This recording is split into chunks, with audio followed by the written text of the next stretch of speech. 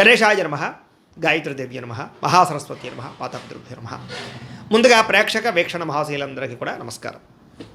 అయితే 14వ తారీఖు జూన్ 2026 ఆదివారం నుండి 20వ తారీఖు జూన్ 2026 శనివారం వరకు కూడా ఈ వారం ద్వాదశ రాశుల వరకు కూడా ఎలా ఉండబోతుందో చూద్దాం. ఇక మీనరాశి వారి యొక్క ఫలితాలు. ఈ వారం మీ గోచార గ్రహగతులు కనుక చూసుకున్నట్లయితే స్వల్ప ఇబ్బందులు కనపడుతూ ఉన్నాయి. ముఖ్యంగా అనుకున్నంత ఆదాయం రాకపోవడం, తప్పుడు ప్రదేశాల్లో డబ్బులు ఇన్వెస్ట్మెంట్ చేసి నష్టపోవడాలు, భరించలేని ఖర్చులు పెరిగిపోవడాలు కనపడుతున్నాయి. తప్పనిసరి పరిస్థితుల్లో అప్పులు చేయవలసి రావడంతో పాటుగా నిరుద్యోగులకి ఎంత ప్రయత్నం చేసినా సరైన ఉద్యోగ అవకాశాలు రాకపోవడము, ఉద్యోగస్తులకి అధికారుల వల్ల ఇబ్బందులు తలెత్తడంతో పాటుగా ప్రైవేటు ఉద్యోగస్తులకి ఎంత కష్టపడినా సరే గుర్తింపు రాకపోవడము, శాలరీ పెరగకపోవడము, లేదా సరైనటువంటి కెరీర్ గ్రోత్ లేకపోవడం కనపడుతోంది. ఈ వారం అంతా కూడా వివాదాలు, కోర్టు సమస్యలు పెరిగిపోయే అవకాశం ఉంది. జాగ్రత్త. శారీరక కోరికలు ఇబ్బంది పెట్టడం, వ్యాపారస్తులకి కష్టాన దగ్గర లాభం లేకపోవడం, పరిశ్రమలు దానికి సంబంధించిన వ్యాపారస్తులందరూ కూడా పనులు ఆలస్యం అవ్వడాలు, పర్మిషన్లు లేట్ అవ్వడాలు, ఇబ్బందులు కనపడుతున్నాయి. ముఖ్యంగా కుటుంబంలో కలహాలు, మనస్పర్ధలు బాగా వచ్చే అవకాశం కనపడుతుంది. సంపాదన కన్నా ఖర్చు అధికంగా కనపడుతుంది. రుణ బాధలు బాగా పెరిగే అవకాశం కనపడుతుంది. ఆర్థిక ఇబ్బందులు కనపడతాయి. జాగ్రత్తగా ఉండాలి.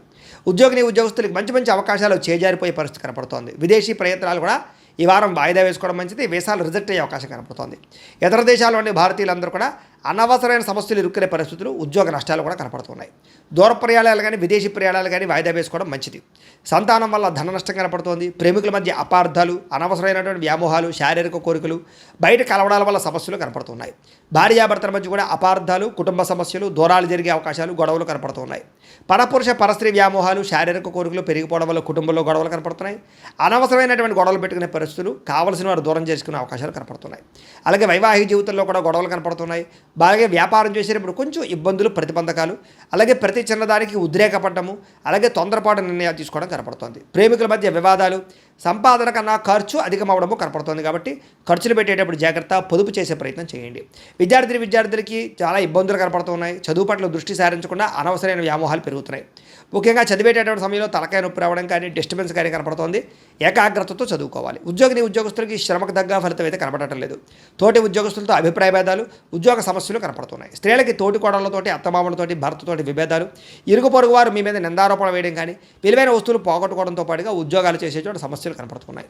వ్యాపారస్తులకు వ్యాపారంలో ప్రణాళికాబద్ధంగా వ్యాపారం చేయలేకపోవడంతో పాటుగా వ్యాపారంలో సామాన్య లాభాలు పొందగలిగే అవకాశమే కనపడుతుంది. కాబట్టి ఈ వారం తత్వ జాగ్రత్తలు తీసుకోవాల్సిందిగా తెలియజేస్తూ, అయితే ప్రేక్షకులకి ముఖ్యంగా మనకి ఏమిటయ్యా అన్నట్లయితే కనుక, ఇప్పటిదాకా మేము చెప్పినటువంటి ఈ ఫలితాలన్నీ కూడా గోచార ఫలితాలు. అంటే ఈ రాశిలో ఉండేటటువంటి కోట్ల మంది అందరికీ వర్తిస్తాయి.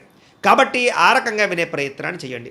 ఒకవేళ మీ పర్సనల్ జాతకం అంటే మీకు ఒక్కరికి ఎలా ఉందో తెలుసుకోవాలి అన్నా, లేదా ఏదైనా సమస్యలతో ఇబ్బంది పడుతూ ఉన్నా, దానికి మీ date of birth, time, place of birth, మీ పేరు వాట్సాప్ నెంబర్కి మెసేజ్ పెట్టినా, లేదా మాకు ఫోన్ చేసినా కూడా మీ జాతకం ఎలా ఉందో చూసి చెప్పే ప్రయత్నాన్ని చేస్తాము.